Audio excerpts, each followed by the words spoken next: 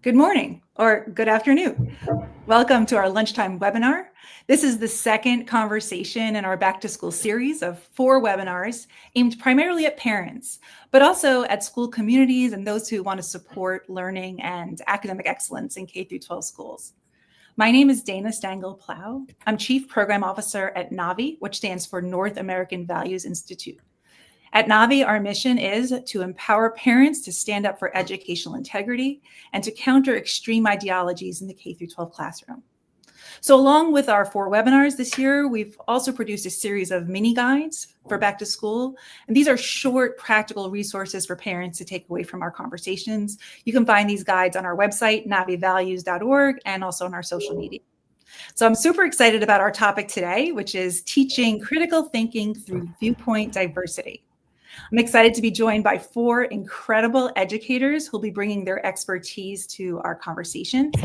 Generally, we'll be speaking about how viewpoint diversity helps teach students how to think critically and independently. We'll also cover what viewpoint diversity looks like in classrooms, as well as some of the challenges to inviting viewpoint diversity into schools at the K-12 level. And finally, we'll address what can parents do to encourage critical thinking, both in the classroom and at home. So this conversation should last for about an hour. During the conversation, while you're listening, if you have questions or comments, please type them into the little box there, and we'll try to weave them in and get to them by the end if time permits. So let's get started. We'll start with some introductions. Ellie, will you get us started? Sure. My name is Ellie Avishai. I'm the director of an organization called the Mill Institute, and we work primarily with schools and school leaders to help them think about how to create cultures in their school that enable the free flow of ideas and rigorous thinking among their teachers and students. Great. Let's go to Travis, then Tola, and Alan. Thanks, Dana. My name is Dr. Travis Town. I am a teacher in Kinston, North Carolina. I teach at an early college high school, and I teach civic literacy. And one of the best things that I love to do is bring conversations to the classroom that are tough, but allow for this discourse of students to be able to have the conversations without yelling at each other, because there's a lot of things that unfortunately see within their own area, and that conversation is perhaps a little bit extreme, and so they get to come to my classroom and we have those conversations in ways that I think are healthy, and that's one of the things that I love to do with my students. So my name is Tola Adewaligan. I'm a social studies and financial literacy teacher. Before that, I was a public sector financial analyst, and I've worked in low-income Title I schools, suburban schools, independent schools, and promoting critical thinking is like critical kind of to the reason I became a teacher. And I like to inject debates into kind of everything that I teach to get kids to kind of deal with the conflict of our modern American society. Well, hi all. Dana, first, thanks so much for hosting me, and to my fellow panelists, really excited to be in this conversation with you all. I'm Alan Carey. I'm the Director of Sphere Education Initiatives. My team and I work with educators, primarily at the middle and high school level, on things like civil discourse, overcoming polarization, and the importance of things like openness and pluralism and mechanisms for helping overcome some of the challenges we see in society. So we've worked with about 17,000 teachers over the course of the last 6 years, all across the United States, eager to share some of what we've learned of the many incredible educators working on these topics all across the country. Super. Thanks. Well, I'm thrilled to have the 4 of you here. As I said earlier, viewpoint diversity is one of my favorite topics, if not my favorite topic altogether. So let's get started by defining what we mean by viewpoint diversity. Who wants to start?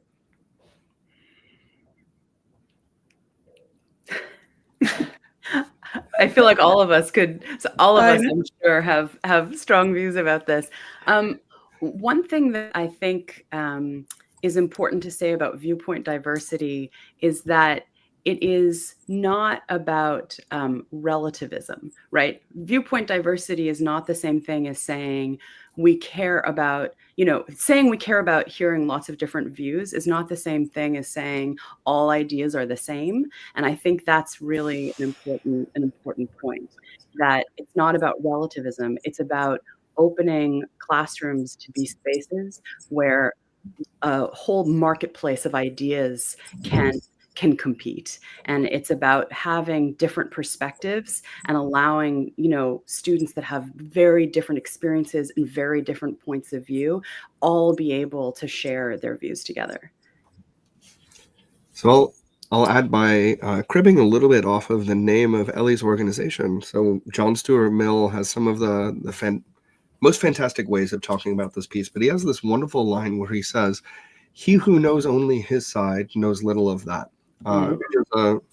To paraphrase a little of what he's getting at is that notion that when we're thinking about the challenging ideas and topics, the things that we're passionate about, only knowing your side of the argument likely means that you know it very poorly. So that measure of viewpoint diversity is an opportunity to be pushed, to be challenged, to hear new ways and new arguments, in short, and in part so that you can be a better advocate for the things that you are passionate about, for the ideas and things that you care about. So building off of Ellie's point that it is not a kind of moral relativism, but it's a kind of pluralism, a willing engagement with different points of view on how we ought to live together in society and what that should look like in any number of vehicles. And that ends up leading to really powerful classroom conversations.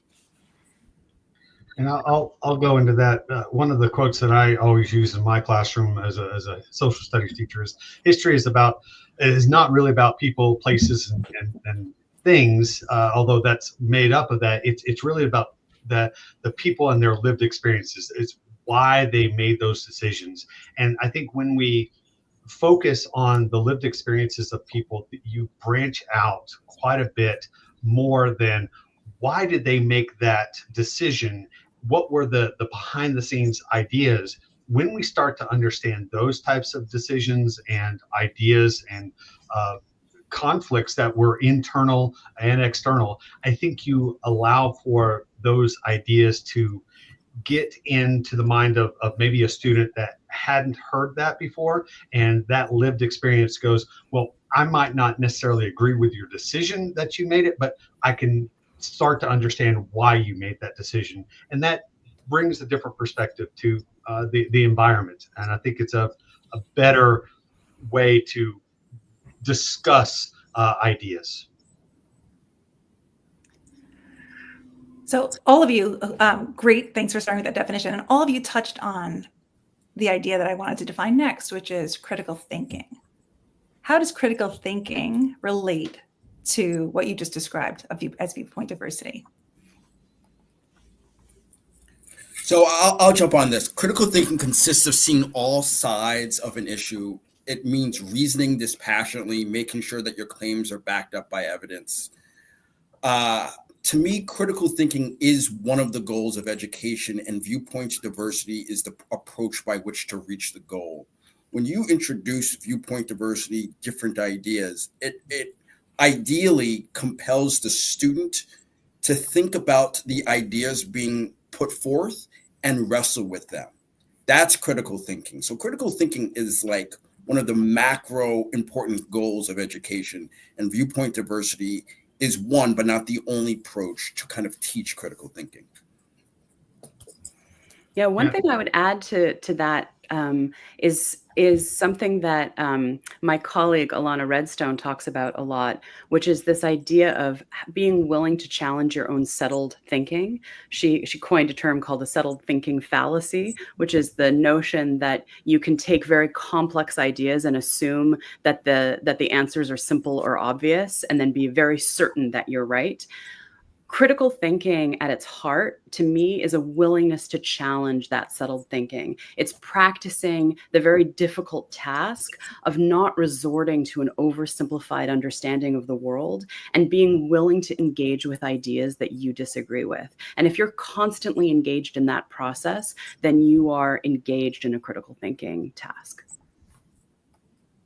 And I might align this to some of the ideas that we would maybe take for granted in the world of maybe mechanics or dealing with everyday living, is the idea of troubleshooting. And why I bring that to the cave, because when you troubleshoot, you are critically involved in the solution process. And I think that's one of the difficulties that our students maybe struggle with a little bit, is they want to maybe perhaps argue. They want to look at a problem and just say, well, this and this is wrong.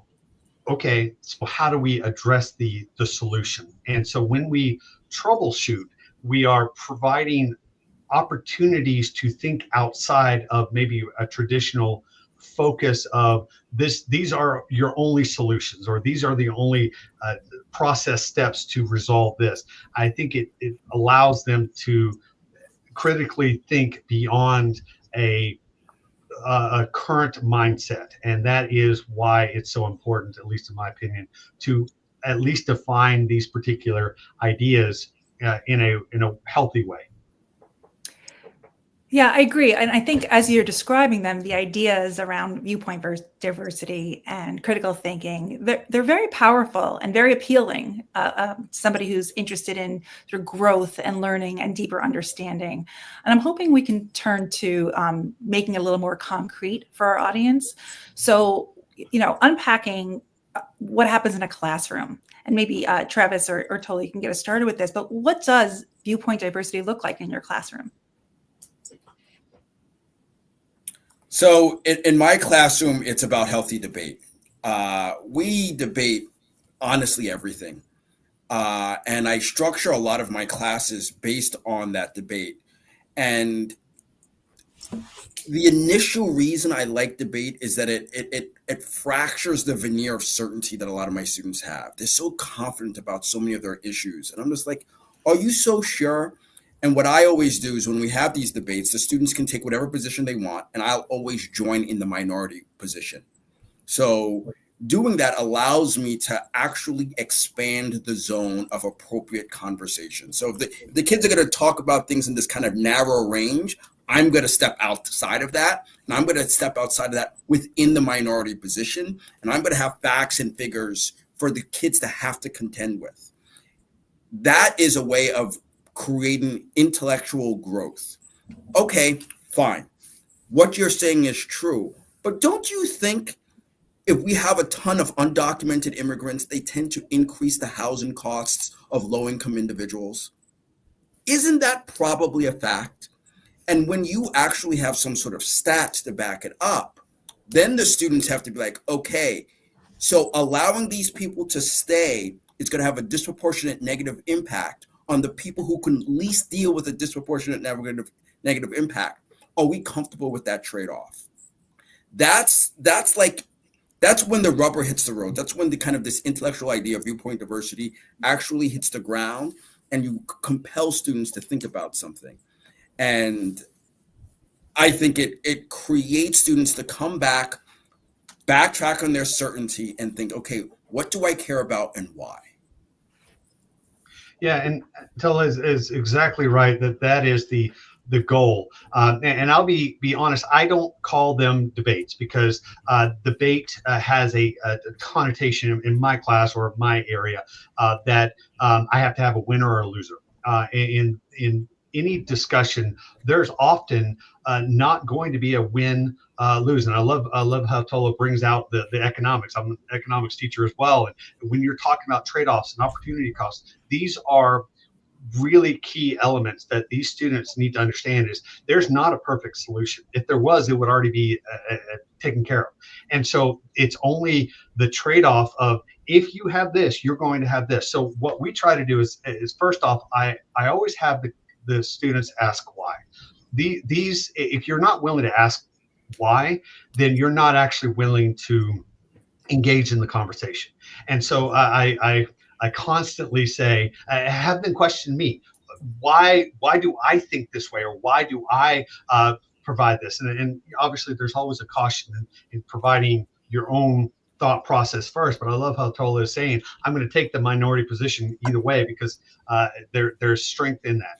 But one of the things that I've started doing the past a few years is something actually that the Sphere Education Initiatives brought to the equation is the pluralist lab, the idea of tell me why somebody else thinks the way that they think.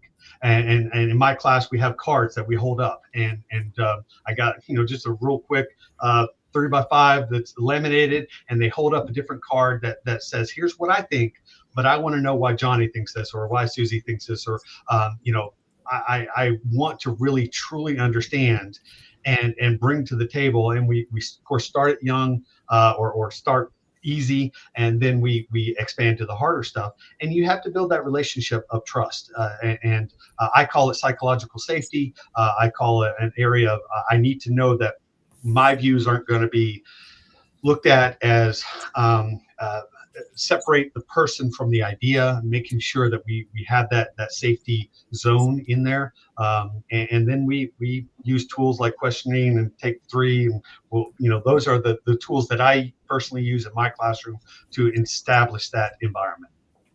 Listening to you, Travis and Tola, takes me back to my years in the classroom and how hard it is to get and how important it is to have students separate their sense of who they are from the idea that they're exploring. I'm hoping, and you mentioned that, I'm hoping we can just spend a little bit of time on that. How can teachers help cultivate an interest in ideas that are separate from identity? That is one of the things that we deal with on a daily basis, because at this point, especially with teenagers, right? I'm dealing with teenagers, and they're so enraptured in their own identity at this point in life that a lot of times they struggle with that separation. Is I can think something that is not part of who I am, and a lot of times they've been told that their identity and their belief system have to be one and the same. And so the challenge is helping them, giving them a space to say, no matter what you necessarily feel or believe, let's do a part of this process of rubber meets the road. I'm talking about the Kinston housing struggle in our area. Let's get beyond this idea of what is the desired, what we really want, but what is the actual conversation about why can't we have housing in our area that is affordable? What is the process of why this is happening? And I think when they start doing that, is when they start going, oh, I might feel this way, but some realities are out there that maybe I haven't considered before, and I need to consider that. And then they start discussing ways to help with this instead of, well, you're wrong for feeling this. So I'm a poke the bear kind of person. So anytime I see a bunch of my students doing, something, that's what I'm going to go after. So right now I teach in an all-girls school, and obviously there's a lot of girls. So I'm going to kind of poke that bear. And one of the things that I started to do day one is the first debate was, so if you go to any college in your state, so University of Maryland, University of North Carolina, and you look at the basketball team, the men's and the women's, they display the men's weights, but not the women's. And I just posed this to my students, is this okay? Why or why not? And over the course of the whole year, any identity that they take strong, I'm going to challenge. I'm going to challenge from an intellectual basis. So basically, the question is this a legitimate place to treat men and women different? If you say yes, they don't know, but I'm going to come after them at some future debate. One future debate we have is, should women pay more for health insurance? Women cost more to insure. They have kids, they live longer, and on and on and on. And I'm going to use their previous arguments against them in the next question. When you do this over the course of a year, they start to be like, whoa, I don't want to go all in on this identity and then have all of these logical identity markers placed on me that I have to hit, or I'm not going to be able to logically defend all of them. So it compels them to separate their identity and their ideas and focus on ideas that are sound, whatever that means, rather than their identity creating their ideas.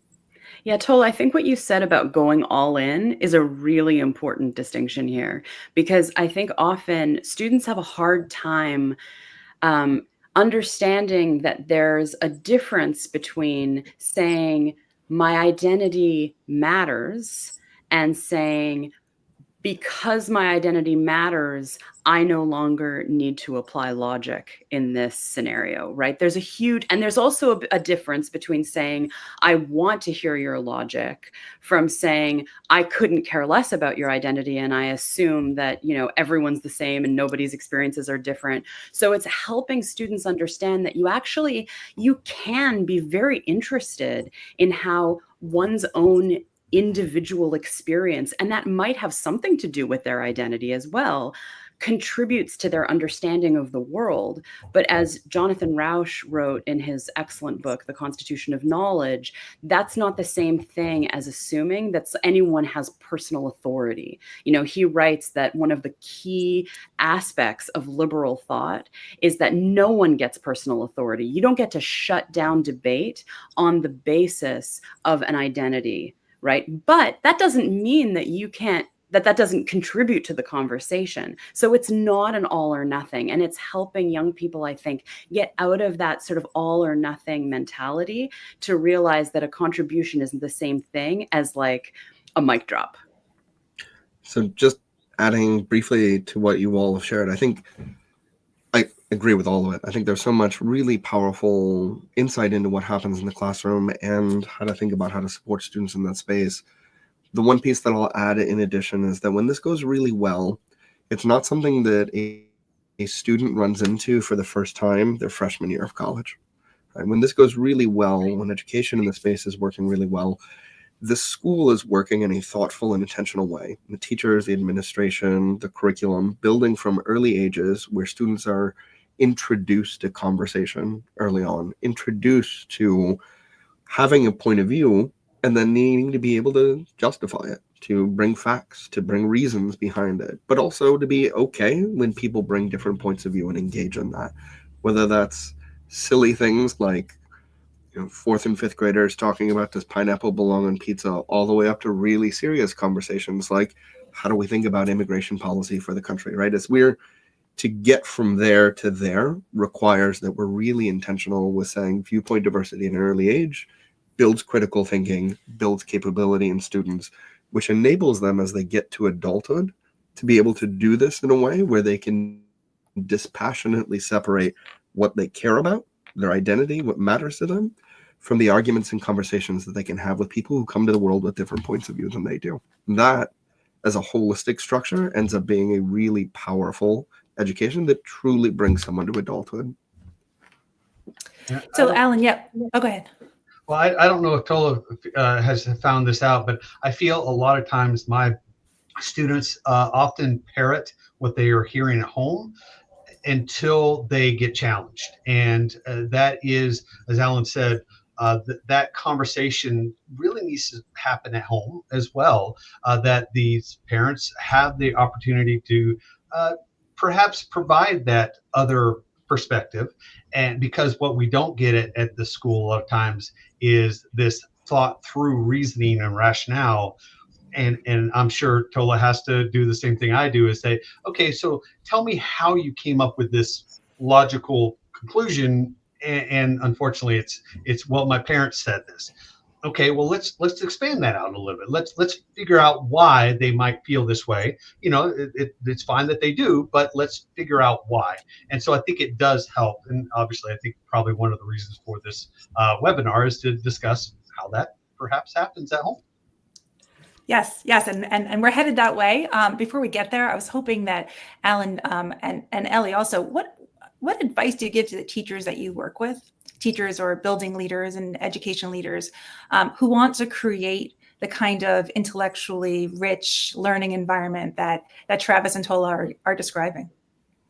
I think I'll share just two little things because we'd book several hours on this conversation alone. But Yeah. one is be intentional from the beginning of the first day of class. So know where you want that to be. Know that you're setting that expectation that you're going to have those conversations, both with your students, in your curriculum, and with your communication with parents and administrators. This should not be a surprise for anyone that that's going to be what you do. And then the second thing is, don't stop just because it went wrong. It's gonna get messy. It's gonna be a mistake. Conversation's gonna get people upset. At some point or the other, just like any kind of muscle, you have to build up that capability in your students to be able to have these conversations productively, thoughtfully, and consistently. And that's okay, right? But plan, be intentional, understand where it goes awry, and be comfortable responding and continuing to build that work. Don't just try it once and then shut it down if it doesn't go right. Yeah, couldn't agree with Alan more, and especially about both, but starting from the very beginning is such an important, it's so important, and the reason why isn't just because it gives students sort of a long runway. It's in part because so often conversations get difficult in the classroom in moments when the teachers aren't necessarily expecting it. It's like they, often it's not because the teacher has set up a debate. It's because they're talking about a book study, for example, and then a student might come out with something, and the teacher all of a sudden is in this place where they're like, "Ooh, I didn't think anybody was going to say that was racist, or I didn't think that was going to say, and now they're like in this awkward place where they're trying to decide, okay, is this the hill I want to die on? Do I want to name it? Do I want to bypass? That's the moment that tends to shut down discussion in classrooms much more than like I tried a debate and the debate didn't go well. And so if the teachers and students that are working together, if they don't have a language that they've established from the very beginning about how we engage with one another and what's the goal here and what does it mean to really learn and to care about diverse views, and if you've never talked about that, then you can't really do it in the moment there. And then it feels like it becomes something that's like between the student and the teacher. And that's that puts the teacher in a really awkward place. I mean, it's the same with parents, frankly. I mean, as a parent, I feel the same way. So you really have to establish these things up front. And two small conversations that I think are just like life-changing to have at the beginning of the year. Number one is to talk to students explicitly about what an echo chamber is. What is an echo chamber? What's the role? Like what's the goal of an echo chamber? And how do echo chambers serve to limit our thinking and allow ourselves to be kind of sloppy thinkers and push out dissent? Having that conversation and asking students to look around and be like, where are your echo chambers? And how do we do that sometimes? When are we an echo chamber? And what would it look like to kind of call ourselves on that? And what ground rules should we put in place to call ourselves on it? If we start slipping that way. That's one. And the second that I think is really important is establishing together what makes for good evidence. Because often some of the hardest conversations in the classroom is when people, it's like they're playing two completely different intellectual games. If someone says, well, scientifically we know X, and someone else says, well, that's not my personal experience. Like those are two completely different forms of conversation that's going on. And if this class has never talked together about what makes for compelling evidence, then it's really hard to resolve that later on. So what makes for echo chambers, what makes for compelling evidence, really helpful right at the beginning of the year, as Alan said. Super helpful. And actually, and in the spirit of calling out the echo chamber that might be on this webinar, I would like to ask, as a devil's advocate, what do you say to teachers who say, yes, I understand the need for multiple perspectives, but what kind of teacher would I be if I didn't bring good values into the classroom? and need to model what it means to be a good person in the classroom. How do you address that? I definitely have some thoughts, but I'm curious while Tola and Travis tackle that one before offering some suggestions. My biggest thing in the classroom is you can't legislate morality. And so when we, and I say that in sometimes in jest, but when we talk about a person's viewpoint, a lot of times we equate it with a moral background. And so we've got to be very careful when we discuss these hot button topics, or any topic as it were. It's okay to bring personal values into it. It's okay to bring a religious perspective. It's okay to bring a non-religious perspective. And I think those are all valid points of view. But I think, again, it goes back to this idea of how are we presenting the information in a way that can be discussed. And Ellie, you bring it to the case of, all right, well, if I'm talking about it from a moral perspective and you're talking about it from a scientific perspective, we are talking about it at two completely different sides of the coin. And let's at least establish what side we're talking about when we first bring it to the table. I think that as a teacher, I always have to figure out when to cut off a discussion when it gets a little too heated. And how do I do that in a way that still honors the viewpoint and honors the ideas, but it's gotten a little bit too passionate. And so I always have to be very cautious. And this is where I agree firmly with you, Ellie and Alan, that you have to establish these things at the beginning. These are the points that we will turn off our conversation because it's gotten a little bit too overwhelming. And we might come back to it. We might have a different perspective, later on. But let's make sure that we hone back into what is the point here. The point is to hear somebody else's viewpoint, not necessarily to win the debate. And that's, again, why I come to this. I don't do debates in my class. I do in this type of thing. We have debates that are a completely different setup, but we talk about discussions. We are just simply trying to get the information out that everybody can at least start the process of thinking. But when it goes beyond, now we're talking about name calling. Now we're talking about getting emotionally attached to this particular idea or whatever. Then it's time to reestablish what are our boundaries, what are the end results of what we want to accomplish today. And I think that does help the students go, oh, okay, I can sit back down in my viewpoint on this.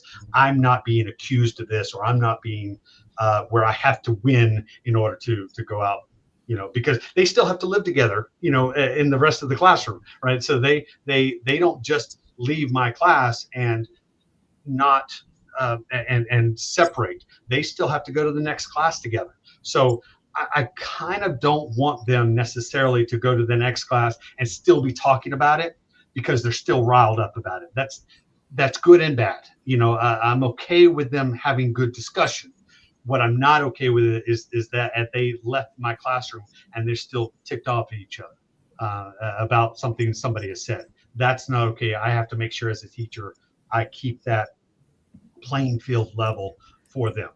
Yeah, I think you're describing one of the challenges of having multiple perspectives in a classroom with that sort of that emotional component. But yeah, let's stick with the teachers who bring their values. Right, going back to the question of morality in the classroom from the teacher's perspective. Tola, I think you wanted to jump in here. One of the things I'll always say is, as long as you articulate to the students who your values advantage and disadvantage, because when you're with any of these issues, your values aren't human neutral.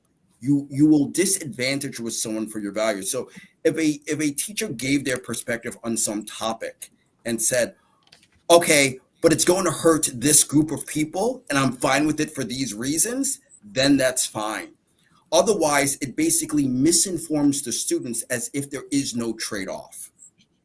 And that's where I will be like, oh, you're misinforming the students. You want to make it sound like open borders doesn't have a cost. I'm not saying you shouldn't be in favor of open borders, but just acknowledge who the cost goes towards and why the cost is worth it. So for me, I'm fine if a teacher gives their perspective, but one, they should say what the weaknesses of it in terms of who they value less. And two is most critical, they need to be willing to be challenged on that view. So anything I say in class is up for debate from anyone. You know, I've had parents who've emailed me and come in, and it's been one of the most fantastic classes we've had. So to me, it's this open, more open, allow these ideas to actually conflict. And even in the argument, my values are better. Okay, why are your values better? Or why should your values dictate what we do in this school? And I think those are legitimate arguments to have, especially as it relates to issues of LGBT issues. And we've had these in my classroom. And I think, you know, everything and. So I think I take a slightly different approach to the topic. So if we're thinking about how teachers may bring their morals or their example of values to the classroom, I think there's some areas where it's particularly important that they do so in very explicit ways. And so what I mean by that are things like a commitment to civil discourse, a commitment to viewpoint diversity, a commitment to curiosity, right? And showing students when we're here to learn, we're here to engage, we're here to try and understand. And also, I think one of the most powerful things a teacher can do is to say, you know, I don't know. Actually, I don't know the answer to that question. Let's figure it out together. What can we do to see what we can learn? What sources might we engage? How might we do that? Alternatively, there's some ways in which teachers can bring their values to the classroom that I think are more often than not harmful as opposed to beneficial. Times where it's a kind of imposing one's point of view on the world, right? Whether that's a policy point of view or a particular answer to a debatable question or a challenging piece.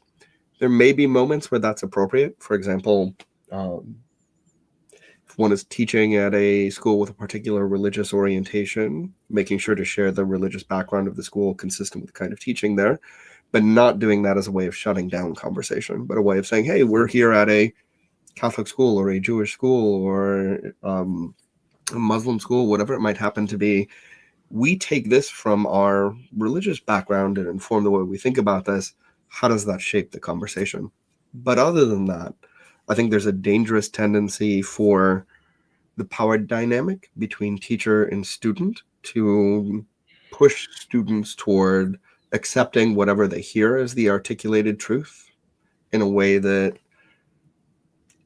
doesn't benefit, right? Doesn't lead to a kind of conversation, but instead imposes a kind of false orthodoxy. Yeah, there's good evidence actually drawn by a researcher at Harvard named Ellen Langer, who does a lot of work on mindfulness. That's sort of her core area of work. But she coined a term called premature cognitive commitment that I think is sort of salient, listening to what you had just said, Alan, where when young people are taught something as though it's just a fact without context, the way Tola's talking about it. The three causes of the Civil War were A, B, C. And then on their test, the question, the way it's framed is, what were the three causes of the Civil War? And they dutifully respond A, B, and C. Then, like years later, if they're at some dinner party and they're talking with somebody who's a Civil War scholar, and they said, "Yeah, I'm my research is on causes of the Civil War, DEF," that young person who learned that, learned ABC in high school might be likely to say, well, those weren't the causes of the Civil War, as opposed to saying, oh, that's interesting. According to who? Or based on what kind of historical scholarship? Or, you're creating this premature cognitive closure that we don't need to do. There's no need to close young people off to the things that they might be curious about as they learn and grow. That's not the same thing as saying, you can't have values. It's just a question of whether you're teaching them in a way that young people believe there's no other possibility. Super. And I just saw a comment come in that I want to address because I think it gets at this moral question, the question of people bringing their values, of people, meaning teachers, bringing their values and making the assumption that there's no context. And the question is, you can see on the screen, about identity disputes as being immediately analogized to the civil rights movement, which means that some opinions are being compared to Jim Crow. How do you deal with this kind of inflammatory comparison in classroom debate?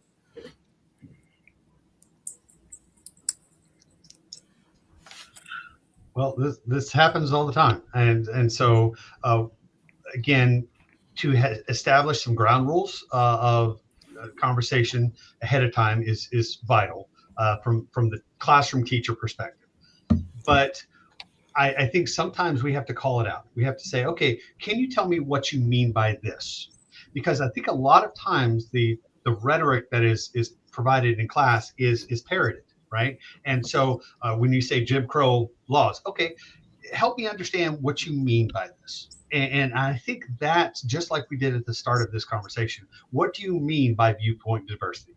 What is our established criteria of how we're going to have this conversation? So when you say Jim Crow laws, what are you meaning by this? And then allow them to possibly reframe that that question in a way that helps with the conversation. Because what happens is everybody goes, oh, and everybody starts, because they assume that it's there for a reason too. Yes, there are students that do this on purpose. And that is a different side of the equation that as a teacher, I have to realize either that student wants to cause some discourse or discord. And then I have to address that a different way. I have to establish what is the meaning of this particular thing that they have just said. Are they really trying to find out? And by asking them the question, could you establish what you mean by this? And then they start to say, well, I've heard it said, and okay, well, let's talk about that. And then it kind of steers that conversation a little differently. If they just say, well, that's what my parent unit says, and this is what I believe, then that's a different type of conversation that we have to have maybe outside of the environment that we're at, maybe at a different time. That's just the way I've handled it. And it's not an easy answer because every student is differently, and hopefully the teacher has established some very strong relationship with the class as they've gone through, that they can handle that in a different way. So I think that's a good segue actually to our talking about how it is that teachers might find it challenging to bring different perspectives into the classroom. I can imagine parents knowing that there's value to it for helping build critical thinking and wanting to ask teachers, what they're doing in the classroom to encourage it. Why might a teacher be resistant? Or what are some of the challenges? So, given that my style is, relatively assertive, poking the bear, creating kind of what I would call, rational chaos, I have faced pushback, but most of my pushback has not come from admin. Most of my pushback has come from my peers. And my peers would come up to me and said, oh, I heard you said such and such in class. And, they generally would assume that I would demur away from the comment, and I would actually lean into it. And I said, yes, I said this, and like, this is fact-based for this reason. I can send you the information. And from admin, it's not as big as you would think. A lot of the admin adore, especially if kids are getting engaged. The engagement can solve so many problems. I've had I've had parents whose kids weren't in any of my classes come to watch my class because they've heard from like their kids' friends. So if the kids are engaged, it will solve such a high percentage of the problems that almost nothing else matters. And I've been on so many meetings, IEP meetings, where I have a student with ADD who can't sit still, but guess what? He knows that if he goes to Mr. Tola's class, he's going to be able to argue. He might have to get his facts and his logic together, but he's going to be able to argue. So I think this notion of the pushback, I think it's exaggerated. And I think what's happened with me is honestly, some of those my peers have apologized to me and said, Tola, you're doing things with these kids that no one else here is doing. I think it's wonderful. So I think people need to try things that are uncomfortable because those uncomfortable things are good.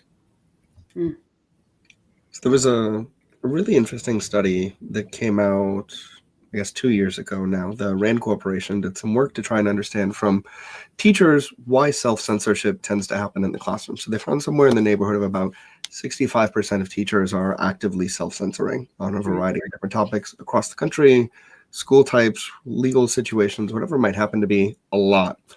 And they dug into it and they explored some of the reasons why. And the two main reasons that came out accounted for something like 60 to 70% of where the teachers held back. One was they weren't sure if they had these kinds of hard conversations in the classroom and there was pushback, how the administration would respond. So one, there's a significant need for school leaders out there, principals, vice principals, department chairs, and others, to set a stage that says, we want this, we support this, we encourage this, this is the expectation. That solves a lot of problems. But then the number two reason was, well, frankly, they've had some really rough experiences with parents. The nasty phone calls, the emails, the assumption of guilt before engaging into what happened. And I think Tola's example shares a ton of really powerful ways in which teachers can thoughtfully both engage in that work, but then also respond when you get parent calls or meetings or whatever it might happen to be.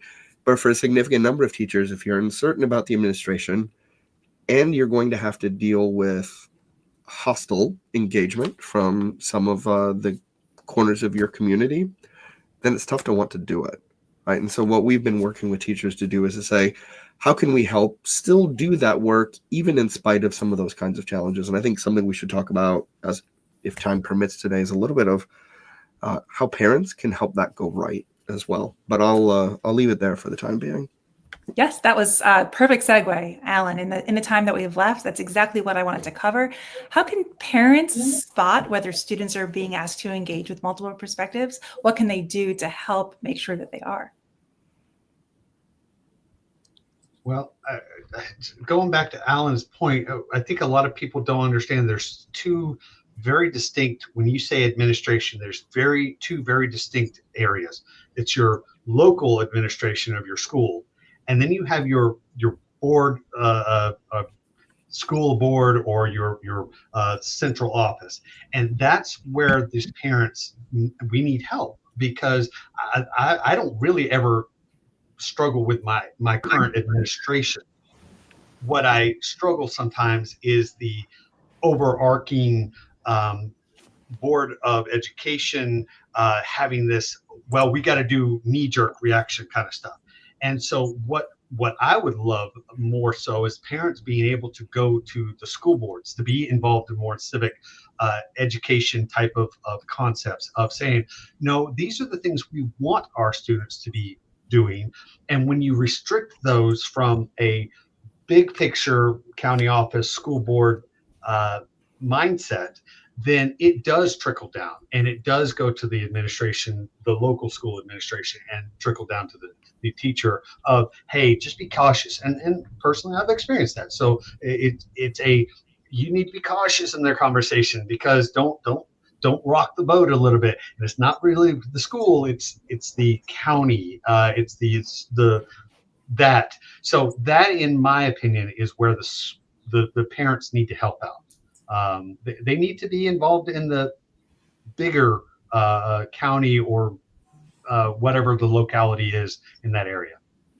So I agree 100%. When I see what an organization like Moms for Liberty has done, ill or positive, it doesn't matter. They've introduced certain things into the broader parental conversation. And I think what Travis is talking about is critical. This is why conversation like this is critical, with parents engaging with the wider school community and not just the individual school, but the board and the superintendent about these topics. And I think there's some parents that realize that if there's like 7 topics that schools never touch, those kids are still going to get into those topics. They're just going to go to the internet for it. And it's not going to be a well-opened, fact-based discussion on those topics. It is going to be relatively insidious, and it's going to trap kids, mostly boys, into this kind of web of absolute fiction. And the best way to fight that is with parents actually conversing with the administration of their school systems. Can I add? I'll add something that's sort of on like the micro level rather, because I think they're great suggestions for the sort of the broader level. Just in terms of sort of the one-on-one relationship between, parents and their kids, and some of the things that you can do as a parent. I think asking your, your kids to just walk you through some of the things, like taking a few minutes and, sitting down next to them and saying, talk to me a little bit. Oh, I see you're doing this project on whatever. Talk to me a little bit. What are you talking about in class? And like students, especially in younger years, they're not going to necessarily give you like a fabulously rich outline of what they're talking about in class, but you will start to get a sense of some of the key things that they're recalling from their class, and you can poke a little bit and say, that's interesting. Were there any different perspectives than that brought up in class? What were they? Are they, you can even ask them, like, are they able to even come up with what another perspective would even be? Because sometimes they can, and it's because they actually already talked about it in class. Sometimes they can't at all, and it's in part because it didn't even occur to them that another one would exist, because it's a very narrow conversation. So hearing a little bit about what it is they're doing in their classroom, and asking them to try to sort of pose the role a little bit, and push their thinking, and saying, what might, so you just said that, everyone thinks X, what might be, what would have to be true for something different to be, what would a different perspective even look like? Could you explain it to me? I also think that you can write to teachers and just really explicitly say, hey, I care about this thing, not I care about a particular view. Like I am pro-choice, and I really want to make sure that everything my kid is learning in class is also pro-choice. Like that is doing the same kind of thing to teachers as we're talking about is dangerous to do with students. But you can say, hey, I care deeply about viewpoint diversity. It really matters to me that my child learns how to be a critical thinker. And can you help me understand, how do you foster that in the classroom? And can you give me some examples of things that I should be looking for as a parent to be able to support any of that work that you're doing? And then so you're basically co-conspiring with the teacher together, instead of thinking about the teacher as maybe someone who could be like doing something that they shouldn't be doing, and it's your job to kind of like catch them out. That's going to be a much harder relationship, and the teacher isn't going to be super keen to share information with someone who they feel is kind of like breathing down their neck that way. But you can co-conspire with the teacher and build that environment together. And I think very few teachers would push back if a parent says, hey, together can we work to help my child be the best thinker possible? I love what you were just saying, Ellie. I think there's, just as when we're talking to teachers, one of the things that I like to stress is don't assume that a parent wants to get a hold of you because they think you're evil. In the same way, for a parent, if you're getting hold of a teacher, don't assume that they're doing something wrong, right? Assume good intent, learn what's possible. Also, if the only time they ever hear from you or from other parents, the students in your class, is when they're freaking out about something, they're going to be defensive, reasonably so. Build a relationship earlier in the other direction, right? Do what you can to know them and engage. And the other just quick thing that I'll add, for many of us who are, if you're not in education all day, every day, think about the parallel to your work. Are you a manager of people? Are you overseeing a shift or a department? Are you working with others? What would you do if someone came to you and was like, oh, have you heard what's happening over there? Oh, you maybe explore it, but like you take it with a big grain of salt, right? My 13-year-old comes to me and says X, Y, and Z, I take them seriously, but I don't take them literally, right? I'll follow up. I'll be curious. I'll ask some questions. I'll engage what's happening there. Think about the parallel in your work life. What is the same kind of thing that you expect to be happening in a school? And then you're going to be coming into it with a lot more curiosity and understanding in a way that's much more likely to make the situation look better, right? So don't assume bad things are happening, but be open to the possibility that a teacher did screw it up and it's worth having a conversation and that's okay, right? Lots of cool ways that we can solve for this, but uh, take what works well in other parts of your life and work and relationships and think about that same kind of skill set applying to a school. It's great I'll advice. put in a quick word. Yeah. Phone calls work better than emails. Because the nature of emails is parsing words. What did they mean here? If you can get into an actual phone call, it makes things a lot easier. And just a real quick, many teachers put online through a learning management system their lesson plans. In North Carolina, we are required to provide that in some form or fashion to parents. And so for me, I use Canvas, and every bit of my lesson, if we're going to talk about a tough subject, it's going to be there. And matter of fact, it's going to have some links that I want my kids to already know and go to. So be a parent that is involved in that discussion. Go and say, hey, you guys learned about this today. Can you talk to me a little bit about this? Because I put my information on there. So if you want to be engaged in the conversation, be engaged in it. Great. We only have just a couple of minutes left. So if you like this conversation, by the way, to the parents who are listening now or later, we have Navi developed a resource that gives some practical tools and signs for parents to look for in their kids' homework and materials, in addition to all of the incredible advice that you have all just shared with us. But my final question, I suppose we'll make it a lightning round considering there are just 2 minutes left, is what gives you hope about the future of K through 12 education? Students are so curious. Students love to explore. They love to push. They don't know student. No student I've ever talked to wants to sit in a class where they're self-censoring and they feel like there's only one answer that's allowable when they're talking about something complex. They're vibrant, they're curious, they care. I mean, yeah. So, and that has not changed. Even when we're in a time when the adults in the room are actually facing pressures of self-censorship pretty hard. So that gives me hope. For me, it's the teachers. Having had the opportunity to work with so many of them in recent years, they're excited about what they do. They're passionate about what they're trying to accomplish. They love teaching. They love working with young people, and that for every anecdote we hear about things going wrong, I can give you 100 more about things going so right, and how passionate they are about learning and increasing their skill on their craft. It's inspiring every day. For me, it's the kids. Every few weeks I get an email from a former student who will return to a debate that we had, sometimes 3 years ago, and say, hey, have you ever thought about this specific angle to this debate?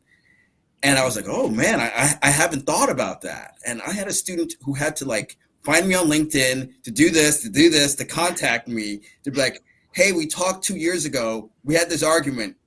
I think I'm working on a retort. And this is like 2 years ago. So like these kids are thinking. We can get these kids thinking. These kids are thinking. They want to talk. They do. So let them talk. Let them, but provide safety rails to talk within. But they want to talk. Super. Well, thank you so much to all of you for sharing your time and your expertise and your leadership on how to foster healthy classrooms. And thanks to our audience for listening in. We have 2 additional back to school webinars coming up. Our next conversation is next week on September 10th on depoliticizing the curriculum. And then later on September 15th, we have one on knowing your rights. You can register and find out more on our website, navivalues.org, or on our social media. So thank you again so much. And we hope to see you again. Bye. Bye. Go on.